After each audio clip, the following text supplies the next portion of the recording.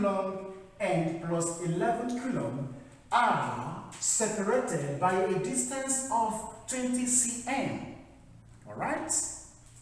Determine the electric intensity and the force on a plus 5.0 times 10 minus 6 raised to the power minus 6 Coulomb charge placed midway. Alright? So what we need to do, first of all, we write solution and then put this in a diagram for us to see the pictorial arrangement of this. We have a straight line representing some amount of line of force, okay?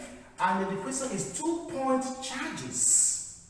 2-point charges are separated, right? So if this is Q1 and this is Q2, right? 2-point charges there. So the distance between them is just 20 cm. That's this.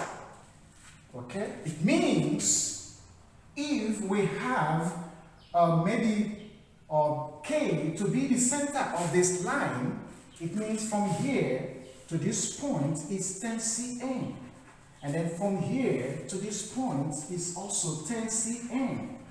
The addition of 10 cm plus 10 cm gives 20 cm. Alright, so we have this now. But the question is, determine the electric intensity. Here, we need to determine the electric intensity, and that is given as E.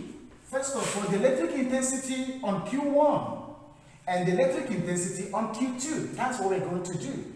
So the general formula is E is equal to 1 all over 4 pi epsilon naught Q, right, all over R squared.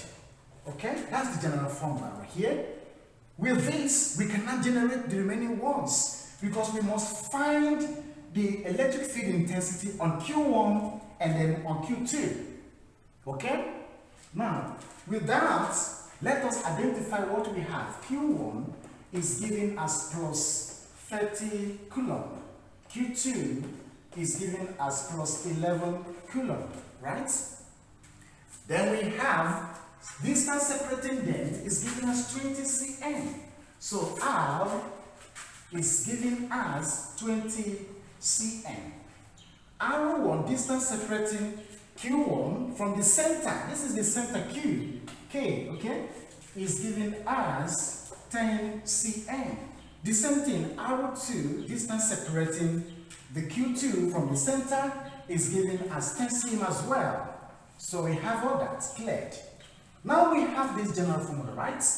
What we need to do is to state the formula respective for Q1 and also for Q2. So for Q1 we have E1 is equal to 1 all over 4 pi epsilon naught, and we have a Q1 all over R1 squared. This is for Q1. The field intensity on Q1 can be found using this.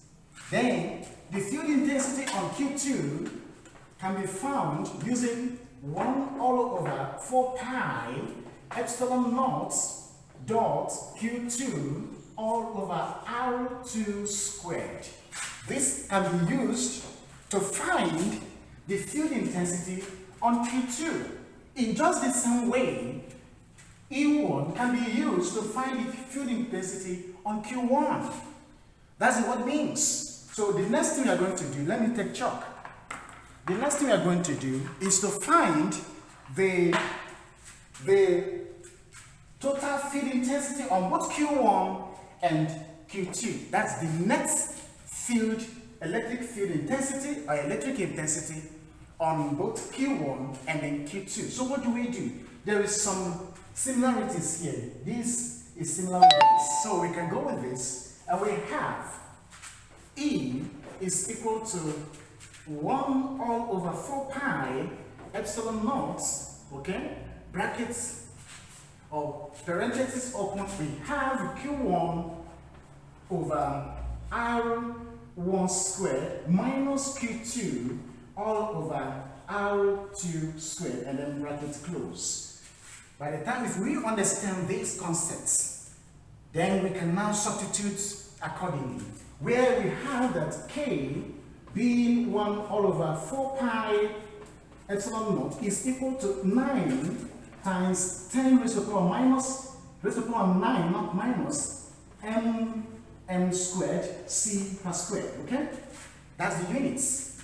K given as 1 over 4 pi epsilon naught is equal to 9 times 10 raised to the power 9 Newton meter squared per Coulomb squared.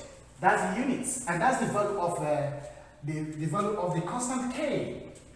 Okay? So with that, the next thing to do, we substitute. We now substitute. E, the electric field intensity, is given as, for K, which is this, we put this 9 times 10 raised to the power 9, bracket close, and then we substitute here. Where we have, for Q1 is given as 30, alright, over the radius, or yes, over the radius that is 30, all over, the radius is 0.1 squared, of course, 0.1 squared minus Q2 is given as 11, and then over 0.1 squared again, that's the distance, not the radius, and then close. So we have that. Very clear. By the time we simplify all this and understand what we have here, the E is now equal to 1.8 times 10 minus 13, that's the formula, MC minus 2. Look at it. Very simple.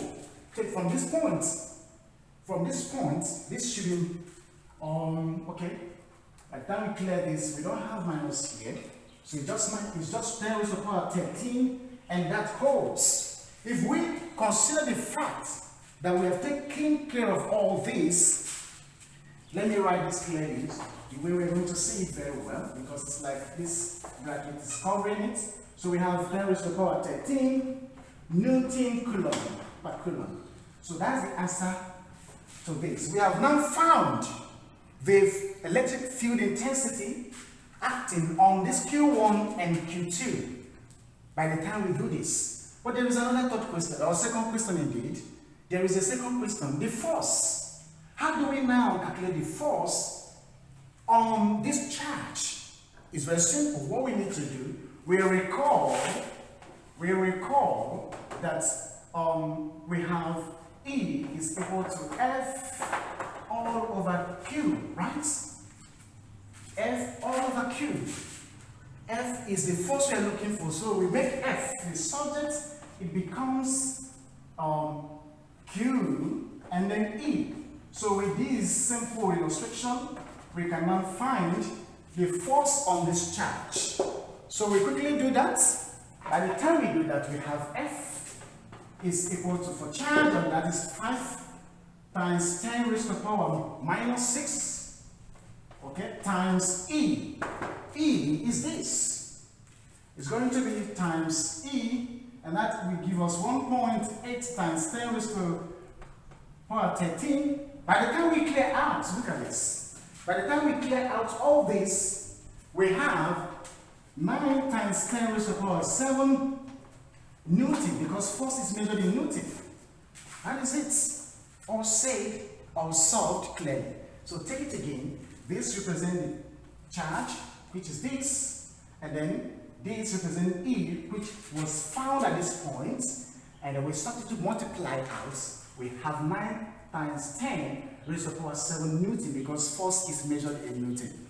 So that's how to solve a problem like this. Okay? If any of the steps not clear to you, put it in the comment section.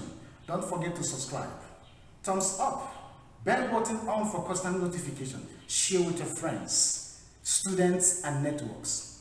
I sign out for this moment. Thank you.